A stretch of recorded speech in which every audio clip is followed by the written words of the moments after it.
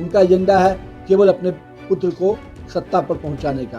तो सत्ता पहुंचाने के लिए परिवार में तो उनको जो आपस की खींचतान चल रही है। 50,000 नौकरियां दे के थोड़े सामने खड़ा जी, 50,000 नौकरियां हो गई। भगवंत मान जी की जो नई सरकार है ये नई जॉब्स देने में बहुत अव्वल है। ਮੈਨੂੰ ਇਹ ਨੌਕਰੀ ਪੂਰੀ ਮੈਰਿਟ ਦੇ ਆਧਾਰ ਤੇ ਮਿਲੀ ਹੈ, ਕੋਈ ਸਿਫਾਰਿਸ਼ ਨਹੀਂ ਹੋਈ, ਕੰਮ ਪੂਰੇ ਪਾਰਦਰਸ਼ੀ ਢੰਗ ਦੇ ਨਾਲ ਹੋਇਆ। ਪੰਜਾਬ ਸਰਕਾਰ ਦਾ ਬਹੁਤ ਧੰਨਵਾਦ ਕਰਦਾ ਜਿਨ੍ਹਾਂ ਨੇ ਸਾਨੂੰ ਓਪਰਚੁਨਿਟੀ ਲਿਆ ਕੇ ਦਿੱਤੀ। ਮਕੈਨੀਕਲ ਇੰजीनियर्स ਨੂੰ ਵੀ रिक्रूट किया। अब तक 50,000 से अधिक सरकारी नौकरियां युवाओं को प्रदान की जा चुकी हैं। ये है नया पंजाब, ये है रंगला पंजाब। विधानसभा चुनाव को लेकर बिहार की सियासत इन दिनों तेज हो गई है। इसी बीच मंत्री नितिन नवीन ने कहा है कि लालू जी ये बोलते रहे कि बीजेपी की सरकार नहीं बनेगी और मुख्यमंत्री तेजस्वी यादव बनेगा। उनका ये सपना पूरा होने वाला नहीं है। उन्होंने कहा कि बिहार की जनता जान चुकी है और बिहार में एक बार फिर नीतीश कुमार के नेतृत्व में एनडीए की सरकार बनेगी। लालू जी ने कई बार ऐसे संकल्प और कसम खाए हैं। आपको याद होगा कि अयोध्या में राम मंदिर नहीं बनने देंगे, रथ को रोका था। आज क्या हुआ? अयोध्या में भव्य राम मंदिर बनकर तैयार है। लालू जी ने कहा था कि मेरे रहते 370 धारा समाप्त नहीं होगी, और आज 370 धारा समाप्त भी हो गई और जम्मू और कश्मीर में तिरंगा लहरा भी रहा है। तो लालू जी जब जब आप संकल्प लेते हैं और कसम खाते हैं तो भाजपा बढ़ती है, भाजपा का एजेंडा ज़मीन पे उतरता है। तो मेरा ये मानना है आप इसी तरह से संकल्पित होते रहिए, भाजपा बढ़ेगी।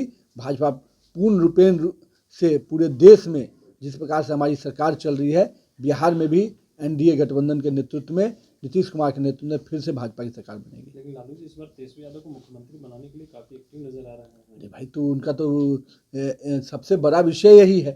उनको बिहार की जनता से थोड़े मतलब है, परिवार से मतलब है। और पहले भी उन्होंने परिवार की ही चिंता की है। अब उनका एजेंडा बिहार के गरीब को, युवाओं को रोजगार देने का तो है नहीं, बिहार के छात्रों को रोजगार देने का है नहीं, शिक्षा देने का है नहीं।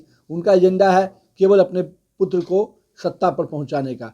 तो सत्ता पहुंचाने के लिए परिवार में तो उनको जो आपस की खींचतान चल रही है उसको कहीं ना कहीं लालू जी उससे भी परेशान हैं।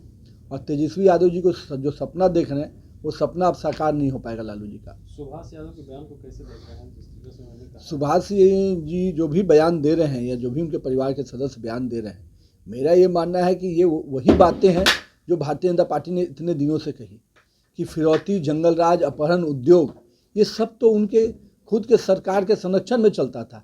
अब तेजस्वी यादव बताएं कि इस पर क्या कहना है। हम लोग जब जंगल राज करते हैं तो उनको तितकी लगती है, लेकिन आज बताइए कि आपके घर से फिरौती और अपहरण के मामले सुलझाए जाते थे, उस समय आपके यहाँ संरक्षण मिलता था। हम लोग तो वो दिन भूले नहीं ना कि गाड़ियाँ वहाँ लगा दी जाती थी और कहा जाता था कि पता करके आइए कि कितना में होगा बातचीत। बड़े बड़े डॉक्टर के अपहरण के बाद क्या स्थिति होती थी कोई भूला थोड़े है बिहार का लोग।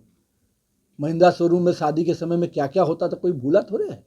तो जिस प्रकार का सरकार आपने चलाया है तेजस्वी यादव जी, आपके पिताजी और आपके पार्टी के लोगों ने, जनता आज भी उसके जेहन में है और आज आप ही के परिवार के सदस्य ने आपको आईना दिखा दिया। लेकिन सुभाष यादव वो तो कह रहे हैं, सुभाष यादव के भाई हैं साधु यादव, वो कह रहे हैं कि आप लोग बुलवा रहे हैं सुभाष यादव से, चिराग पासवान बुलवा रहे हैं।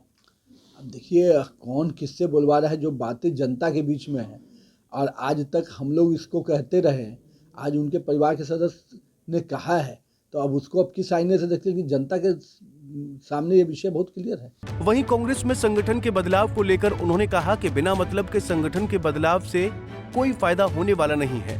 कांग्रेस ऐसे ही करती है, हर 6 महीने 8 महीना पर बदलाव करती है, उससे फायदा होने वाला नहीं है।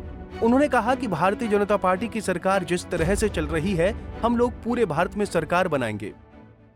कारण क्या है? लगता है कि आप लोग की एकजुटता एनडीए की संयुक्त कार्यकर्ता सम्मेलन वो अभी से चिंतित हो गए, प्रदेश नेतृत्व से लेकर प्रभारी तक की बदलने की बात चल रही है।